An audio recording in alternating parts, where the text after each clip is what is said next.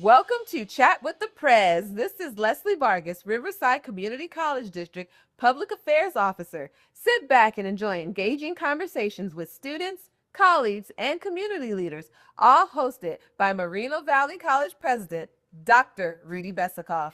Pull up a chair and join Leslie and me for episode number 8 of the program. Careers in government is our topic of the day. Leslie, as our set designer and super chef of this operation, could you give us the title of today's episode and tell us about our guest? Absolutely, Dr. Rudy. From the master kitchen, we have From Riverside Roots to the Front Lines of Government and Education with Lashe Rodriguez, coming fresh out of the oven. Ms. Rodriguez is a Riverside native who has dedicated her career to public service and policy. She's worked alongside state leaders, including former Assemblymember Jose Medina, and she's been immersed in government work since her teenage years. A proud University of California Riverside alumna, whoop whoop, she now serves as the Director of Government Relations for the Riverside Community College District. Leslie, how can our audience get in touch with the program?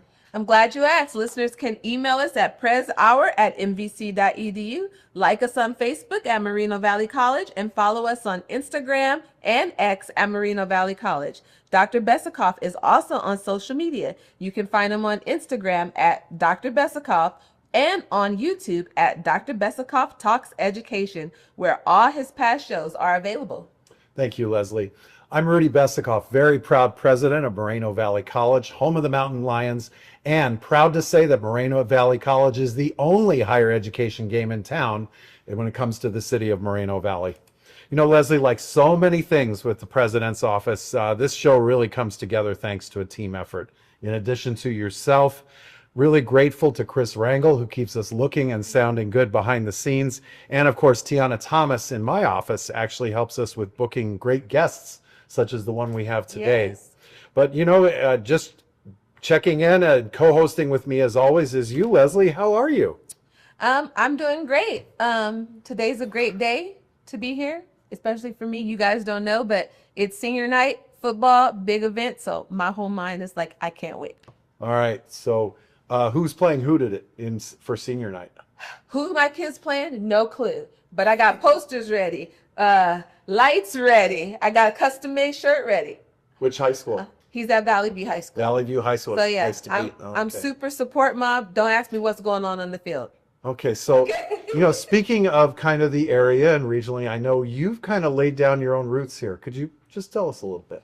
Oh, you're right. So born in Los Angeles, but moved to the Inland Empire. Once I moved here, I decided to go to school here at UC Riverside, hit alumna, whoop, whoop. And then I decided to never leave. I think it's important when you have roots in a community that you're giving back to the community that taught you, that educated you, that helped you grow, so that way we can keep the cycle going. So Outstanding. Well, you know what? From one kind of local product, if you will, I'd like to turn to our guest and welcome Lashe Rodriguez to the program.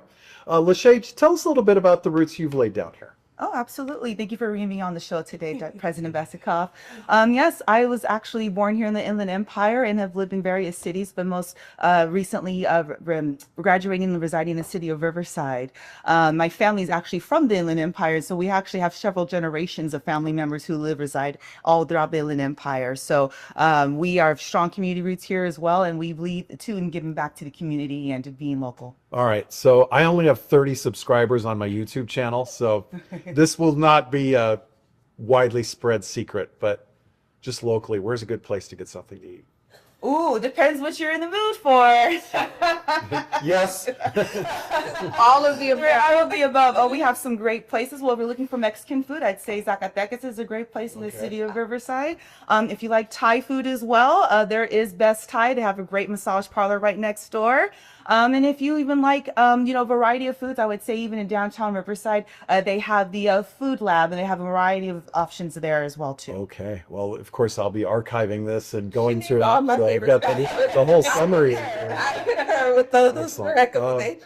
So just one of the things that's been very fascinating just in identifying you as a guest for this program is just kind of the wondering that our students might have. We have a lot of students probably majoring in political science, communications, and certainly there's a lot of interest in the political landscape and things that are happening. So what I'd like you to do is kind of take us back to the beginning and talk about your pathway and how it started. Absolutely. Well, I come from a long line of active and veteran family members and public servants. I actually have quite a few family members who are buried at Riverside National Cemetery. And so my father is actually a retired law enforcement for the city of Riverside and actually got his training and education here at Moreno Valley College School of Public Safety. You should absolutely thank your family for their service. Absolutely. And you know, I just recall being in the bungalows and they used to have them and he would bring me here sometimes after school. So he very much believed in giving back to the community and being of service to the community. So I want to say it's in mi sangre, you know, in my blood to be of service and give back to the community. So it's definitely something that has been in our family that we do a long time. And so having my dad be in law enforcement and engaged, he definitely brought me along with him to community events, community meetings, working with community leaders and community activists. So that's where I kind of got my early education about being involved in the community. So that was a little bit of the backdrop. Now, Leslie, believe it or not, once in a while I prep for the show. This just in, right? We should play the breaking news soundboard here. But one of the things I saw just looking at your background was that in your pathway, you know, kind of interesting coming up. But then I saw where you were employed by Coffee Bean, but there were some things you did that were beyond what customers might see. Could you share a little about that? Sure, yes. I was employed at Coffee Bean and Tea Leaf during my undergraduate studies at UC Riverside and then afterwards as well. And I also worked at the Mission Inn Hotel Spa as well. And so that really, it was carry over as far as looking for careers. I was very interested in getting involved, but didn't quite know how to get my foot in the door. And so I just continued to take on those roles and be a lead, a shift supervisor, eventually going into management of the store and taking on those different hats of skill sets that I had. So it was very interesting and fun, but part of it too is you get to meet so many people. One thing about Riverside is we are a big city, but we have small town values, meaning we're at least 3 to 2 degrees of separation from somebody, being a neighbor, a family member, or you went to school with. So with that, I got to see a lot of folks in the community in those jobs. So I think it gave me a lot of footprint, but also keeping involved in what's going on with the concerns and updated. So how does taking that additional step really help a person advance their career? You know, I think it's understanding how the skill sets can benefit you and how to translate those skill sets, especially when you're managing a team and how to communicate with the team. Right. That can go over to project management and development or even a management role. There's also things that you deal with inventory, managing a store, sales, budgeting. Those are all skill sets that you gain and learn in those roles that can be definitely translated into other careers. And customer service, right? Customer service. Because in politics, you have to have great customer service when you're trying to ask for some things for our behalf. Yes. So that probably played a good role in what you did at Coffee Bean. Yes, so they're very much high on customer service. Okay. So I often think about like somebody who's interested in journalism, at least when I came up a little bit. One of the things I often heard was, well, you've got to work the desk and answer the phones to start off.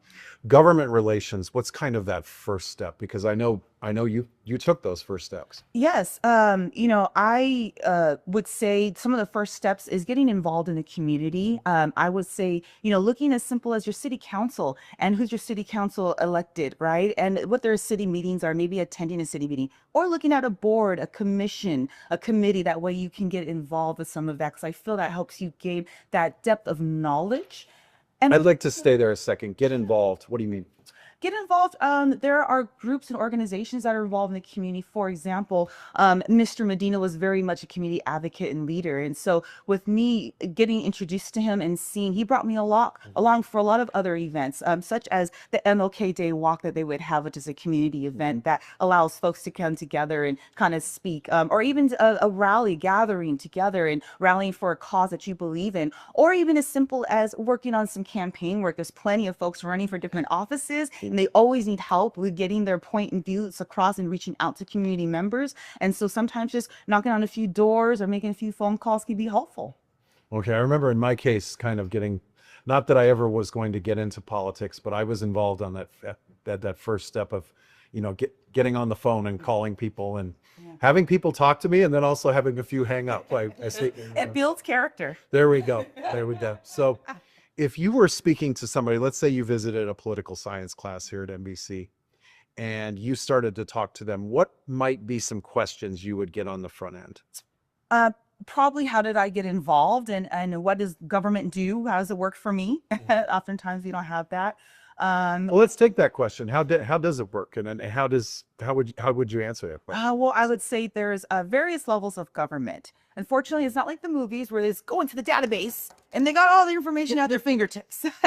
Each level of government works very differently. So we have our federal level, our state level, and our local level. And our local level varies as well. There's board of supervisors, there's city council members, there's water district members that we don't think about, special districts that we don't think about. Community college districts. Community college district and trustees.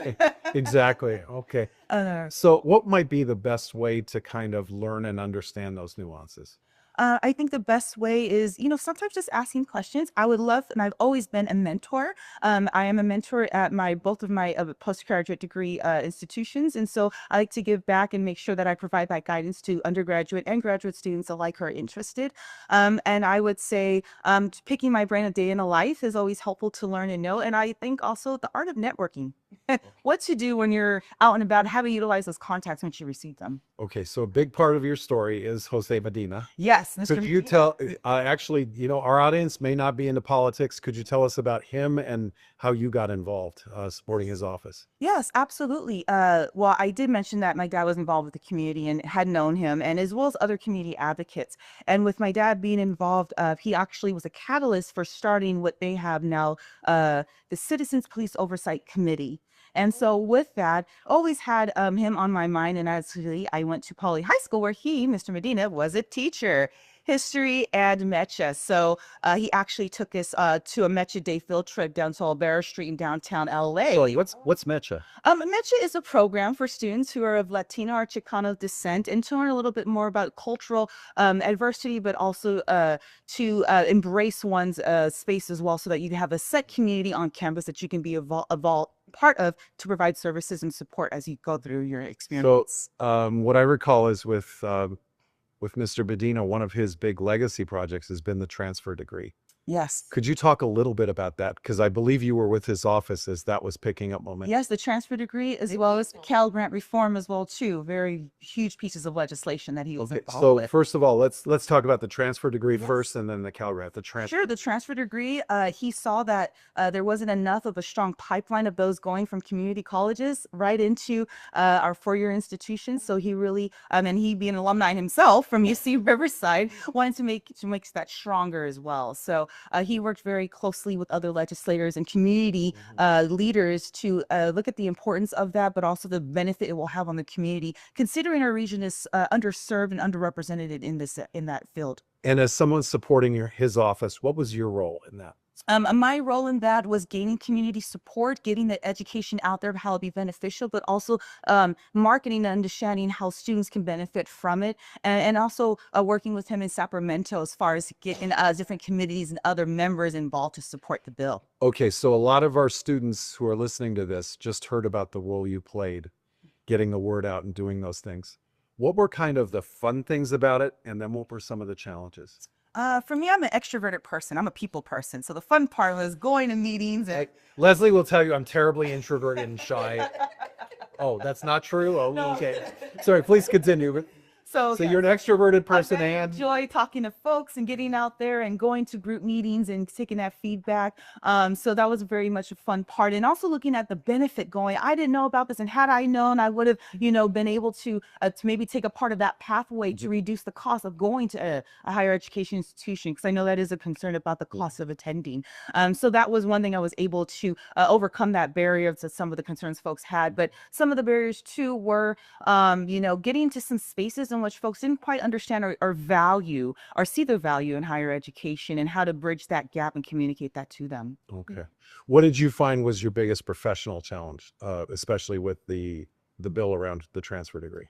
I would say for me, the challenge I think here was locally, just trying to get other folks involved and board. I'm looking at some of our labor groups and our employers and community groups, and just trying to show that education, there's a lot of overlap, and sometimes people don't see that overlap.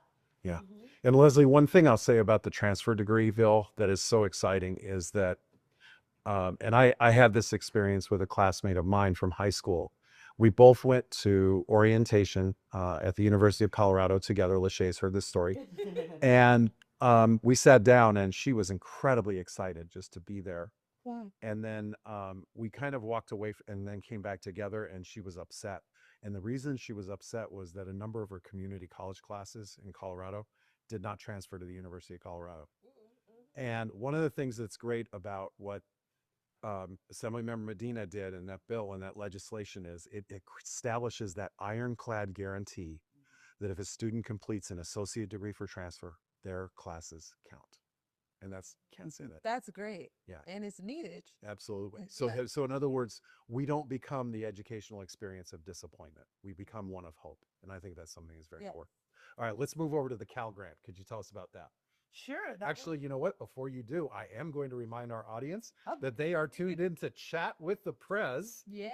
right? Available on Spotify, iTunes, iHeartRadio, and then also viewable. And join us on Dr. Besikoff Talks Education on my YouTube channel. Let's get to 32 subscribers. All right.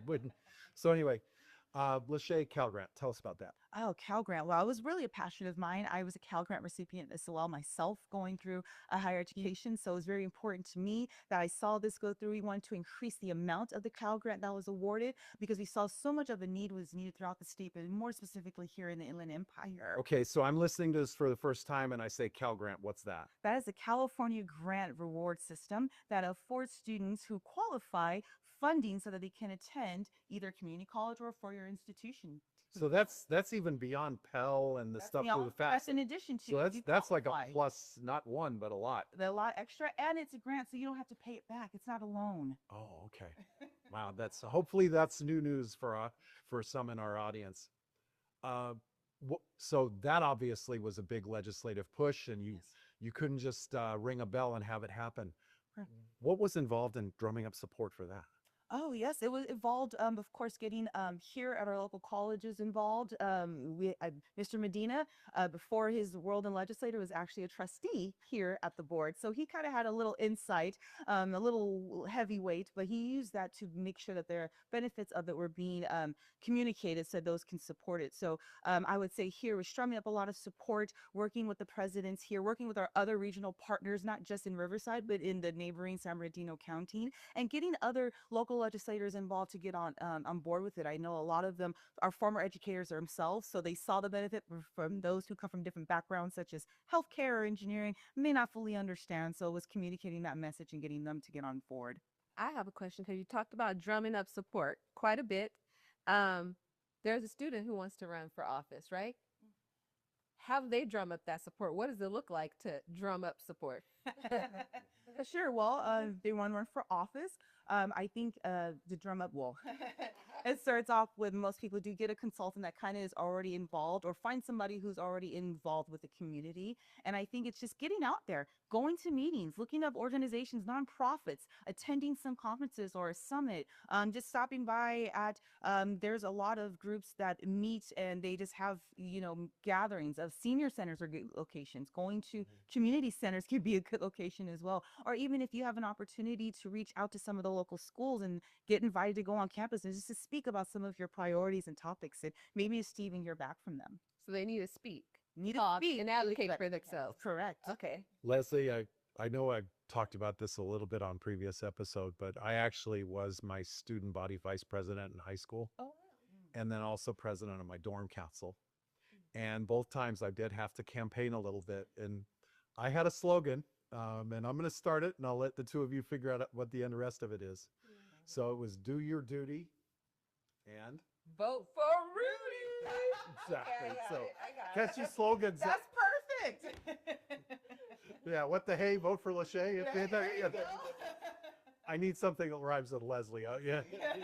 But Good. That's the hard one. wow. So let's say you could go back and talk to undergraduate Lashe Okay. and give some advice. Are there any classes that you would say to her, great that you signed up for this, or you know what, you should really sign up for this class if this is where you're going? That is a great question. My actual undergraduate experience is in the world of theater and in film. And unlike most people who think, oh, in government, you have to do policy or some kind of role in public administration, not necessarily. And come to find out, a lot of elected officials and staff actually don't have a public policy background. And I think that's important when you're crafting legislation, because we are a very diverse community in California. So you want those different experiences to be shared and to kind of craft that legislation so it's beneficial to everyone. So I find that when I was in theater, performing in front of individuals helped me to publicly speak. Having to work on a timeline of doing a theater production helped me learn how to meet deadlines, especially when we were talking about the legislative cycle and the process and introducing bills and deadlines for those bills, as well as taking dance. So I would say for some of the courses that I took were very much beneficial. Media courses, especially learning how social media has now played a huge role in our political system and world, definitely was something that I think was beneficial. Maybe one class, uh, no, I think a lot of the classes I did were good. Oh, wow. right. I can't even say. Okay, so our audience should download Lashe's transcripts and just take every class she took. That's the way to go. All right, I'm going to ask a serious question, but I also have a fun one. Okay. So here comes the serious question. Somebody hates public speaking. Let's just say they do. And the story I always hear, I think Jerry Seinfeld shared this once, that when people talk about things things they fear the most, death was number 2, public speaking number 1. In other words, they'd rather be in the casket than speaking at the funeral. So for someone who's afraid of public speaking, or someone who has angst about it, or somebody who wants to get better, what advice would you give them? I would say a theater trick that we did do, a few of them, is one is you film yourself. Oh, Everyone has a camera. Film yourself. Okay. Play it back. Listen to how your voice sounds, the pace in which you speak, some of your mannerisms that you may have, right? So you can get a sense of what the audience is looking at when you are speaking. And I would even say, start off small. Grab a sibling, grab a friend, say, hey, I want to go over this, and just right in front of them in the living room. It's a backyard. Leslie, I have the low budget version of what she said. And it was this: talk in front of the mirror. Oh, Yeah, that was what so talk about small audience. Yes. But That's the one. okay, so here comes the fun question. You mentioned film, theater, dance. Tell us about some of your performances. What were you in plays? Did you give movies? Did you Yes. tell us about that? I did. I was actually the co-director of the Filmmakers Association on campus at UC Riverside. We were one of the cohorts to come together as they were formulating this new visual, cultural, multimedia degree program that was multi-field. I was really excited to actually have my own student film that we produced, and we had our own little filmmakers, spring event. So we had everyone submit their film to have a little contest. But I will say one of the works I'm most proud of is working with one of our professors, Kirby Hines, who's actually the husband of Paulette Hines, who's part of Black Voice News here in the Inland Empire. And he's done plenty of theatrical works. And so I was a pleasure to be in some of them. And one that I'm happy with is one that he had towards the end of my career at UCR. It was the first play that was written by African-American playwrights, produced, directed by African playwright, as well as had a full African-American predominant cast at UC Riverside. So very excited to be part of that piece of work that he had. And actually, if you go into the theater at UC Riverside, you'll see some of the production video photos up on the wall. Okay, so if I go to your house and let's say there's either on your computer most downloaded movie, or if there's a video cassette on your shelf that's been worn out, or a DVD that's on its last legs, what is one movie you've seen many times and you would gladly see again? Oh goodness. There's so many. Pulp Fiction. Oh, Wow. okay. Kind of the one that brought John Travolta back, for better or worse.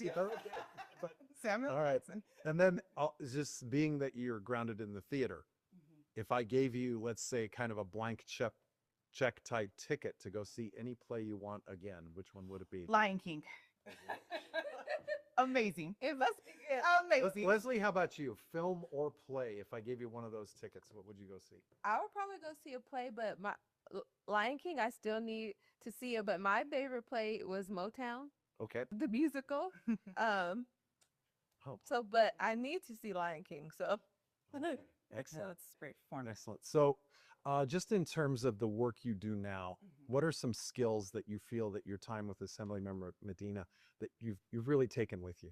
I would say the Policy analysis and research, really diving into legislation, how it works, what you need when you do a piece of legislation, identifying what education code or what code already exists, what does it seek to do, looking at the who's going to support it, who's going to oppose it, why. Let's stay there for a second. Okay, so someone listens to this interview and they're like, wow, I need to go study policy. I need to, where do I go to actually find it? Well, there's actually a website. It's called the California Leg Info. That's where they have all the pieces of legislation that have been introduced previously and this upcoming year that will be there. And it'll show you what the language says, who's the author, who's supporting it, where it's at in the process, what committees it's going to go to, and some of the analysis that some of the consultants get on is. Okay, now maybe a tougher question, but here goes.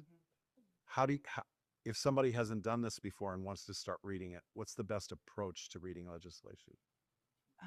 I would say it's hard because some of the jargon, the language can be hard to understand. Sometimes going to different, I would say a website of an author of a piece of legislation, because then they tend to break it down into a more simpler way. Maybe reaching out to their communications director saying, hey, I see this bill. What does it mean?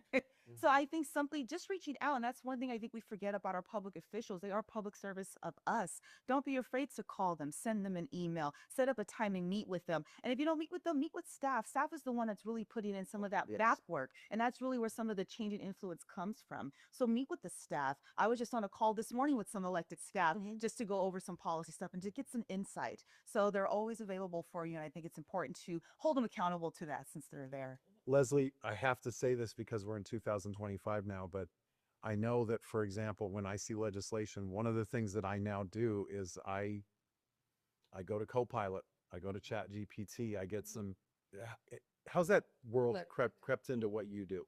Oh, it's been a helpful tool. I think it's good to do it as a good foundation to start off, right? Just a quick search or look at this and look at that and try and get a breakdown of where the information came from, almost like you're reading a book and it cites its sources. So I think it's sort of incorporate that. Yeah. And then you the clip notes. Yeah, Yeah. And it's so helpful. my dissertation was about 300 and I don't know, 20 to 30 pages.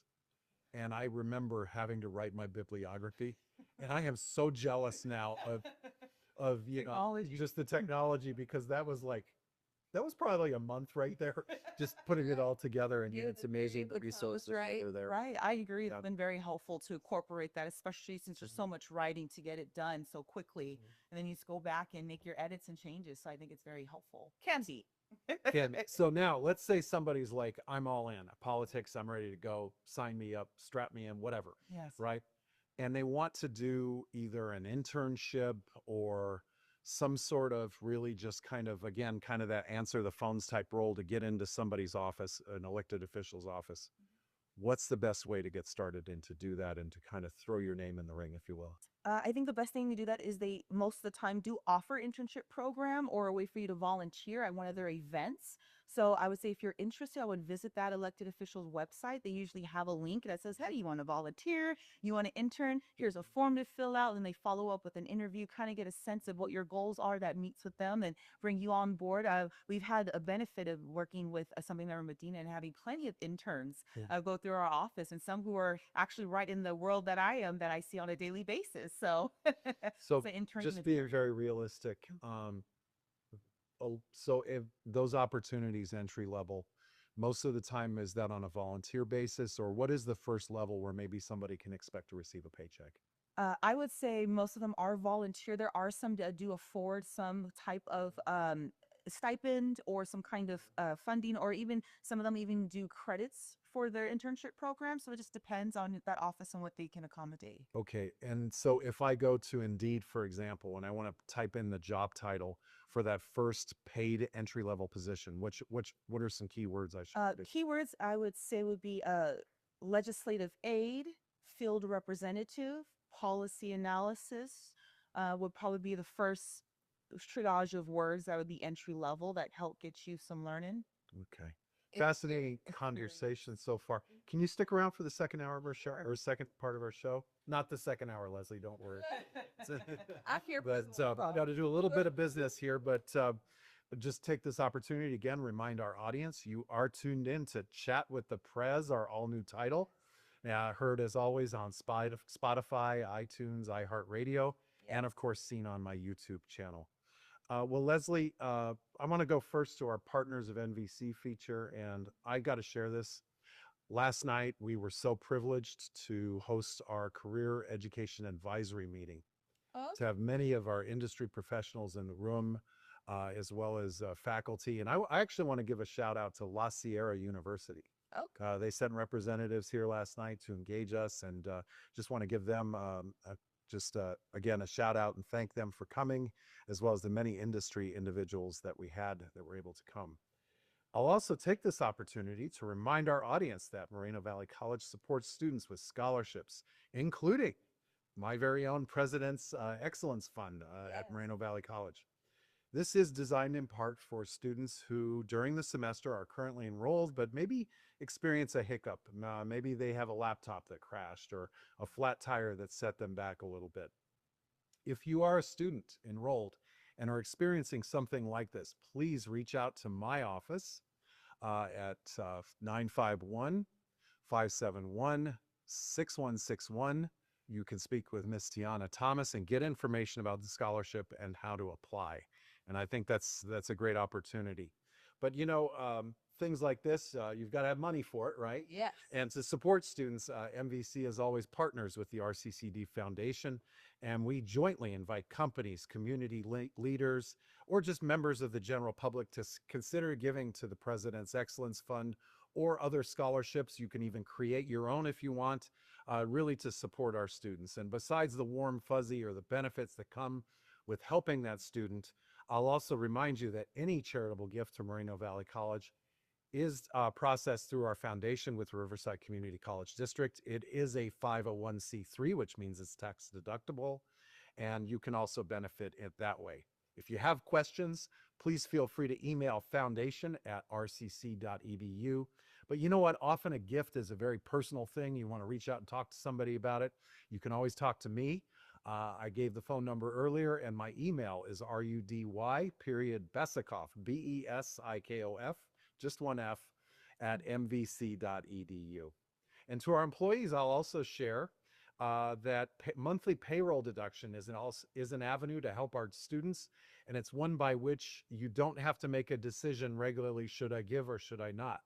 And you can certainly start small. In fact, you know what? I was at Starbucks this morning. It reminded me that cup of coffee, 1 cup of coffee a week. Let's say you give up your Friday coffee and you donate instead. Leslie, what could that mean?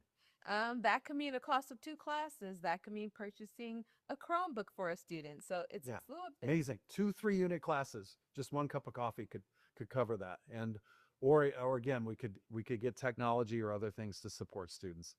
If you have questions, of course, you can reach out to me anytime, or Jeffrey Kotz is the director of our CCD Foundation, and I provided the email earlier, foundation@rccd.edu. All right, so we're going to get back to our guest, Lashe Rodriguez. Could you just once again share your job title with the district? Yes, I'm the Director of Government Relations here. Excellent. All right, so walk us through a typical day. What's a typical day? Sounds like a president. Same thing.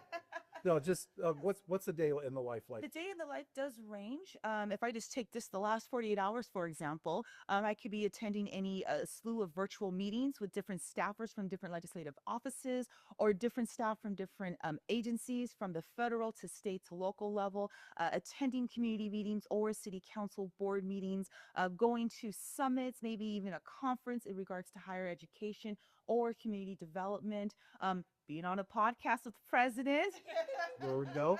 All part of the job. Yes, as well as tracking legislation as it goes through the process, looking at the committee hearings, looking at some of the opposition, doing the research behind it, as well as looking at budgetary. I know the budgets of the state and federal highly impact us, so looking at that and where it's going. I do read the news articles and look at social media and see what's going on, but also try to find some of the factual information in some of that, because I know there's pockets here and there. They have their own opinions, but looking for the silver lining and some of the information being shared. Okay, so obviously at the state level, you were supporting Mr. Medina, but now you just mentioned in this role, it's local, right? It's Yes. regional, it's state, it's federal. What are some of the nuances or the differences as you're engaging on those four levels? Yes, I think the funding mechanisms and some of the programs. I know federally we have state federal funds that come down to the colleges actually receive as far as grants for funding for certain programs. I know the state has grants for certain programs as well as different programs in general, such as strong workforce or apprenticeships. Locally here, when I look at some of the way we advocate working with our county office of education, I know we have a dual enrollment program in which we're trying to, get some of our school students in high school rolled over into our community colleges so they could continue their education when they're finished. And so working with them to ensure that we have that pipeline going on. And so that's just one of the many ways that I'm advocating, ensuring that from all levels, because I think too, oftentimes we don't think of education in different spaces. When I look at the county, I look at the strong workforce program, our strong program that we have with our Moreno Valley School of Public Safety and how that contributes to our local public safety careers. But what does So- strong workforce mean? A strong workforce for us means that we're providing a pathway for students to have a career that is high paying, high wage, especially in this area, and in high demand as well, and something that we haven't had too much for. And behind the scenes, Leslie, it's actually a program and initiative funded by the state of California that supports and incentivizes colleges not only to offer instruction toward career education that's innovative, but do so in a way that engages those who will be hiring our graduates. And that's one thing when you hear SWP or SWF, that's something that always makes me excited. And Yeah. during my little partners promo that I talked about earlier, that's the Strong Workforce Initiative Yeah. was something we were talking about last night. Going back to our students who might be tuned in, if they wanted to get started, is there a difference between local, state, federal in terms of where they should start, or is there any advice you would give on that front, where to begin and which level? Well, yes, I would say you can begin at any level. Okay. Any level. It's not a succession plan where you got to start local and go state and go federal. You can start at any level. And I would say there's a plethora of careers. I know we often think about just the elected official and being the elected official staff, but there's a lot of careers in government that we don't often think about. City management, city government. Well, one you mentioned earlier was field representative, and I wanted to ask you to tell us, what does a field representative do? I don't know if agriculture is involved in that. No, exactly. That is a role that would be a staff member or to elected official. They would be out of the district office. Most elected officials who are in the federal and state level have an office in Sacramento or DC, as well as one in the district that they represent. So there's usually two teams. And then when they're in Sacramento or DC, they usually focus more on the legislative policy piece, while those in the district will focus on the community aspect of things. So your role is engaging with the community, getting involved with the community, informing them of some of the policy decisions, but also getting that feedback. Policy doesn't always have to come top down. It can go bottom up. Okay, so really when we say field representative, kind of not in Sacramento, but out. Here in the district that they Oh, represent. that's amazing. Wow. Wow. Okay. That is- So just in terms of, and I'll go ahead and do a little bit of inside baseball here and tell our audience about our involvement over the past few months. One of the things as a college president I've had to do is invite that I've wanted to do is invite elected officials and their staff to our campus, or I've gone to visit them. And one of the big pieces or the big supports I've had in doing so has actually been Lashe in her role. So let's just talk about me. City council member is coming to MVC, for example.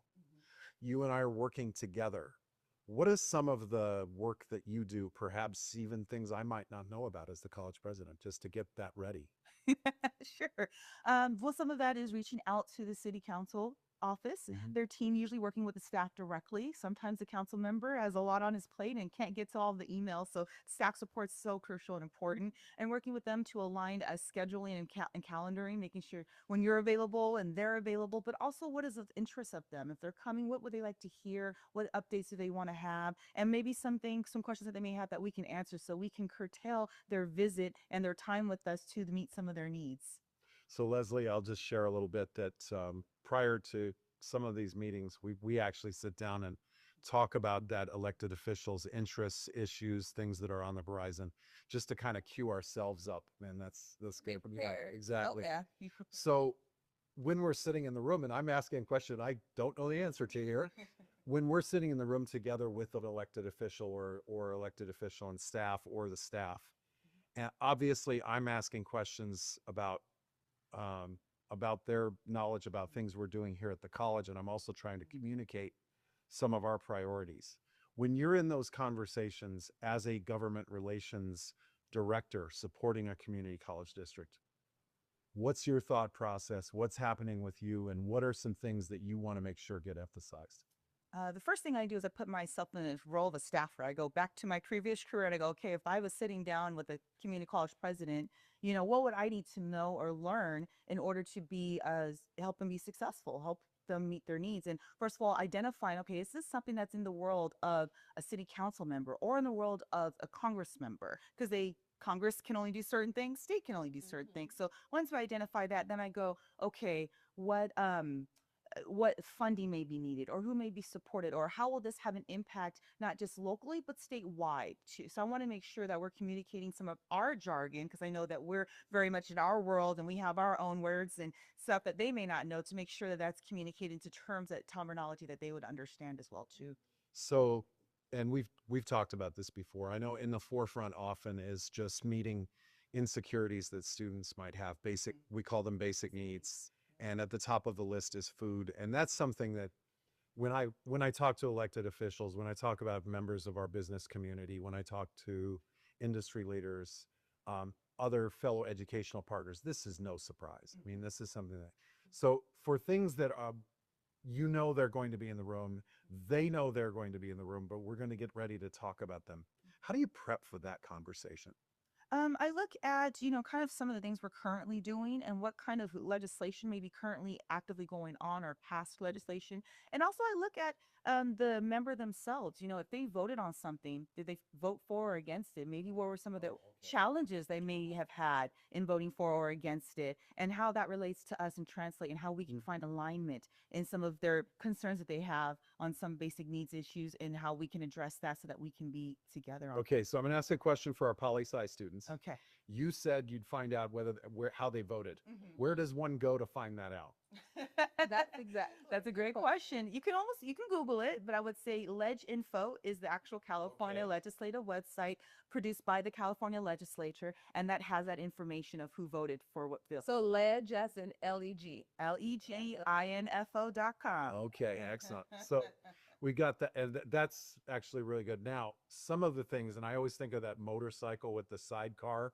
Everybody sees the motorcycle and it's going super fast, but right next to it is the sidecar. And if you're on the other side, you don't even necessarily see it. In an issue like basic needs, there are other things that perhaps are on that invisible sidecar. Mental health and wellness, childcare. Correct. Those are some things that are less visible. In prepping for those for conversations with elected officials or with leaders in a community, what is some of the extra care you put into those parts of a conversation? I like to provide them with some data, and if I can, even a student voice, right? Real life testimony, or at least feedback from students who are experiencing some of these barriers, how it's impacting their ability to obtain their educational achievement, as well as looking at what data is out there for them to know and learn. Okay. I love to take the ambiguous word and kind of unpack it. So here goes. So I remember, for example, having to submit a report to the state. And in addition to all the education data, which I had no problem accessing, it was asking for like population and, things that were outside education.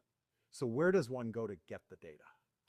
There is a website for some of the data. There's always a website for the data. Yes.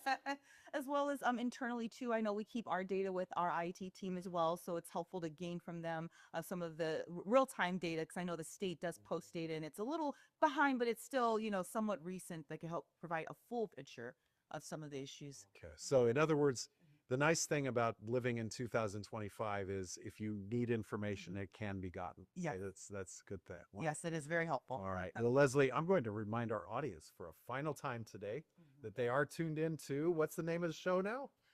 Chat with the Prez. Right. And as always, we are heard on Apple Podcasts or iTunes, iHeartRadio, Spotify, and seen as always on Dr. Besikoff Talks Education, and even on our own Moreno Valley College YouTube channel. That's another one where it's out there. So you mentioned looking for bills and initiatives and things. What is one that's kind of out there right now that people are looking at in this state? In the state. Well, there's a few. I know that the legislators closed their session, and that the governor had finished signing all of his bill package. I know that there were some bills that we were supportive of that he vetoed, unfortunately. So we may be looking at reintroducing some bills, such as the Bachelor Science Nursing pilot program that was introduced the last two cycles. So we really want to create that career pipeline for students in the nursing program, so they can finish up with their degree, but also work here locally. So working with some of our local employers or healthcare agencies to do that. And one of the things, although the nursing go, obviously that journey continues in terms of getting it passed. But one of the things that also, along with the degree for transfer, has been the opportunity to offer bachelor's degrees at community colleges. And I know it just with us, looking forward to emergency management and things around Homeland Security. We have that bachelor's degree that coming this fall, it's actually going to be in our catalog. And also looking forward to the dental assisting and that one that's upcoming. Also looking at innovations, looking at that junior and senior credit in fire and forestry. So those are some things that are coming as well. Yeah. But where would you like to see education go? You see policy, you see procedures. I know at times you're like, wow, this is what we really need, or we got to go this direction. What if you had the magic wand? What would we If I see? have the magic wand, I guess for when I see education, I look in the world of community college and broadening the idea and branding of what a community college has to offer, what it can do. I remember going to high school and being the AP kid, and you're part of that cohort. If you're going to go to a 4-year and don't bother with the JC, and being told, well, that's just 13th grade. And I was like, well, had I known the advantage of going to transferring into a 2-year, the cost reduction of a tuition and transferring over, but also the success rate. There is a learning curve that I had to face even going to a 4-year. So I would say I would want more of a pipeline of being able to do that dual enrollment, go into your community college, and then, if you want to do higher matriculation after that, into another program. But I think really just the branding and idea around what community colleges can do to offer, especially when we look at the world of apprenticeships and career technical education. There's so many career pathways to being successful that doesn't always lie in a 4-year or postdoctorate degree. It can be in That's So government relations, supporting a community college district, and quite frankly, representing me at times, and by the way, thank you for that. What is it you love most about this role, just working and supporting a community college district? Giving back is almost home for me. I have plenty of siblings and cousins and family members who attended one of the 3 colleges at one point, and just seeing how it's put them on a path and a career line of success and a trajectory of upper mobility, and seeing that when you just reinvest in your community, how it can grow and how things can be so much better. And especially as we're seeking to grow so much more exponentially in the coming years, it's very important that we've built that infrastructure to keep everyone coming back with staying here locally. What keeps you up at night? What is it about the role that's hardest on you at times? And I would say sometimes the misinformation that's out there. I think we don't at times, in the general sense, have a full on insight as to how government works and functions. So sometimes we take some of these buzzwords and some of these opinions, and it just keeps me up to see some of the misinformation and miscommunication that continues to perpetuate some of the fears that are out there. I thought she was going to say white papers or leadership scheduling meeting with elected officials without letting her know first, but I guess that's not. Well, Like, of all the fears. hopefully I don't have to pay a fine yet for doing that. Oh, that's you. So, so again, I want to shift. The first half we talked about somebody getting interested in politics as a field, but politics and education joined together, a role such as you have. What's that additional layer of training or practice that somebody might need? I would say working for the legislative staff or working somewhere within a agency, statewide or federal wide, just so you can get an understanding of the different layers of government, I think is going to be very helpful because I don't think there's enough understanding of how that overlap is. So understanding just some role in government, and it could be there's various roles again. I mean, I'm a person. I love water policy. And I'm like, do I want to do treat and wastewater management, or do I want to advocate for water policy because it affects waste? Why the interest in water? Water to me is so important because water is life, and we don't understand how crucial water is, from sanitation to taking your showers to having drinking water available to maintenance, and how water is part of our everyday life. And so understanding the treatment that's needed for it, understanding the flow and what California's water system and how that's structured and how it impacts us is very important. And So whereas other people might see a resource, you actually see a system and everything, and that's what's compelling. Wow. What are some other, besides water, what are some other aspects of life that, again, from a public policy standpoint, you find yourself drawn to? I find myself drawn to, I think, just the public affairs portion of it, the networking, keeping those relationships, maintaining those relationships. I still have Mr. Medina's cell phone number right now to this day. I could text him and he'll probably respond if he could. So I think it's just important because you never know where people are going to go in their trajectory of their career, or you may go, and to fall back and to see where they've gone or how they could support you in a further, how you could support them or mentor them as well. So I think just maintaining those relationships have just been so key and crucial and very important in the world I'm in. I'm going to share a question with you that I've actually asked a number of our guests. You dropped two words to us in the first half of the program that I am seeing as a 21st century skill, and that's project management. Just in your role, advising our graduates or our graduates of tomorrow, could you speak to that, especially the skills needed or the experience needed? Yes, there's quite a few projects and initiatives that I'm working on. And even not necessarily somebody interested in politics or government relations, but what are some good keys to being a successful project manager? I would say, first of all, being responsive, being able to respond in a timely fashion, and asking, I think, front-loaded questions. You spend a lot of time going back and forth. How's this day? Okay, how about this time? How about this day and this time for this length? All in one email, as opposed to going back and forth and being responsive. I would say working on your own timeline, working backwards, coming from the communication standpoint. If I have a deadline to produce a newsletter or article for a newsletter, the day it's due, I start working backwards from it. Getting on timelines is very crucial. Leslie, I heard two things there, backwards planning and promptness in communication. Those are the two things I heard that really stood out. Finish the sentence for me. Leadership means? Do it in a song. He right there. Let's skill a song. Go again. No song. The senior leadership is doing, doing what's right or doing what's best for the community without needing the accolades or recognition.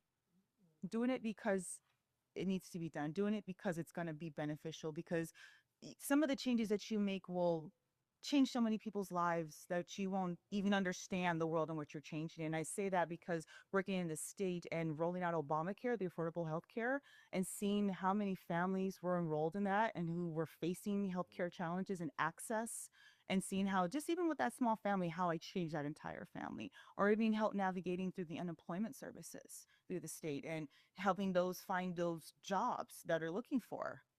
So kind of seeing things through to that end result, understanding the end result, staying focused on that ultimate outcome. Okay. Is there a, whether it's management or leadership, something you espouse or something in terms of approach that you really find yourself holding on to? I find myself holding on to, like they say, my door is always open. I'm a constant communicator, and I just believe in being available and creating a space and environment for people to want to engage with you and speak with you. I find, especially in management roles, it could be a challenge to speak with those in higher management if you don't feel comfortable or you don't know quite what to say. So, kind of creating that open door environment, welcoming environment has been very helpful. Okay. So it sounds like you might be someone who knows about managing up or communicating up. Are there any keys to success in that realm? Yes, I think it's important as a manager to make time for your staff. It could be hard or sometimes to balance, juggling different priorities, especially when I have a chief of staff role. So I'm in between the elected official and then the entire staff and managing the different roles that staff has, between communication managers to field representatives to other deputy chiefs. So trying to give them a little bit of my time, making sure that I can provide them the support that they need, because management, there's different types of management, but I believe it's being supporting those and encouraging those so they can do the best that they can in the role that they serve. Yeah, and it's really interesting, Leslie, because I asked that question about managing up. In other words, I've seen How to Manage Your Boss. I've seen books that with that title. But what was interesting in Lashe's response was that, as vertical as my question was, her response was flat. It really talked about the whole organization, and it talked about a number of those things. Yeah. So just things ahead, not necessarily career or career title for you, but just looking in the future of government and politics. What do you see ahead, and where do you hope to be contributing, especially? Is our whole political system? Where? It's going a lot of places. Well, this interview has too, so no problem. Yeah. It's so timely. Yeah. Well, I see things, kind of changing a little bit. I know we have, our current midterms coming up, so I know there's going to probably be some new legislators involved coming, statewide and federally. So getting them involved, but also getting that learning curve, because sometimes they don't come from education, so they may not know. So staying in that world, and I think too, for me, the world is the oyster. There's so many careers in government. If you go to governmentjobs.com, you'll see a plethora of just so many roles of government that you didn't even think or realize were part of government. And so right now, I'm pleased where I'm at. I would like to continue to grow in the role that I'm at. I want to create more of a deeper infrastructure and grow and develop the actual government relations program here at the college district so that we could be more robust, more proactive, and more innovative. Maybe with some interns. That may, I can always use support. As always, and I think that hope this goes without saying, anything my office can do to support Lashe, you support of mine so much that that's something I would absolutely say. Now, in terms of the calendar, I know that the weather is kind of crazy, right? Even what we're in November. I saw 99 degrees on my thermometer yesterday, but the political calendar, everything happens in certain times of the year. So we're going into November, December, January. What's next? What's up next on your calendar? Next, well, we're in a government shutdown still. Yeah. So right now, looking to see when this will end. There is no end date as of yet, but that can change in a matter of moments. So looking to see when that will end, and if we'll get into what is called a continuing resolution, which means we'll get federal funding on the levels of prior years, or if they'll actually pass a budget and what that budget will look like as far as what funding will come and be available. And as the governor releases his initial budget in January, I imagine there's some spillover there. Yes. Yes. Okay. Yeah. What are some impacts you see possibly? Well, see, that's the thing. We do see if we keep a continuing resolution, there'll be minor cuts because we kind of got level funding. But if we go with the budget, with the proposed budget, there's going to be significant cuts. And so we're looking to see how the governor will address that. We do have a rainy day fund. We're not sure if with those cuts, we'll be able to fill those coffers, shift money around, if we're going to work around that. Fortunately for us, we are a donor state where we give more in taxes to the federal government than we actually receive. So unlike some other states, we're not going to be hit as hard. So we may be looking at alternatives the governor may be proposing to offset some of those cuts. So we're just going to wait and see which pocket he's looking at. All right. And all the more reason to have you back on the program. So thank you so much for joining us. This hour was fascinating, and we were glad to have you. Thank you. As we wrap up this edition of the Chat with the Prez, I almost said it.